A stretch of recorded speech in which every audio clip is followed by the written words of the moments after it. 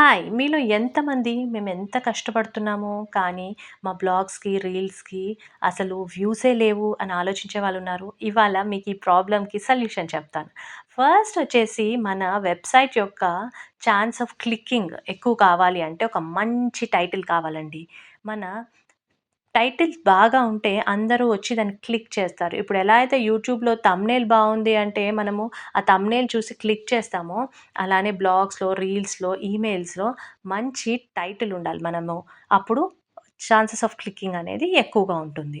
Next వచ్చేసి ఒక మంచి set of target audience create చేసుకోవాలి. ఎప్పుడు అందరికీ సరిపోయే కంటెంట్ అనేది ఏది ఉండదు. సో, జనరల్ ఆడియన్స్‌కి సరిపోయే కంటెంట్ లాగా పోస్ట్ చేస్తే అది ఎప్పుడు ఆడియన్స్‌కి రీచ్ అవ్వదు. మంచిగా ఒక పర్సన్ లేదంటే ఒక సెట్ ఆఫ్ పీపుల్‌ని టార్గెట్ చేస్తూ మన కంటెంట్ అనేది పోస్ట్ చేస్తూ ఉండాలి. అండ్ థర్డ్ పాయింట్ వచ్చేసి స్ట్రాంగ్ ఇంట్రోస్ ఉండాలి.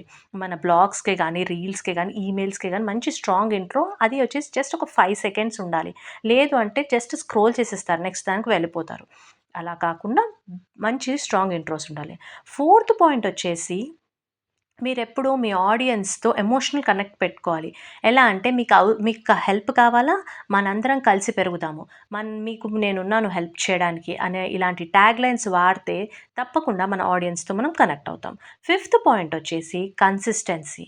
మనం ఎప్పుడు కన్సిస్టెంట్‌గా పోస్ట్ చేస్తూ ఉంటే తప్పకుండా మన ఆడియన్స్ ఒకరోజు కాకపోతే ఒకరోజు మన ఆల్గోరిథము దానికి అర్థం చేసుకొని కన్సిస్టెంట్ ఉన్న వాళ్ళది పుష్ చేస్తూ ఉంటుంది. సో, ఎక్కువ మందికి కూడా రీచ్ అవుతుంది. మీకింకా అప్డేట్స్ కావాలి అనుకుంటే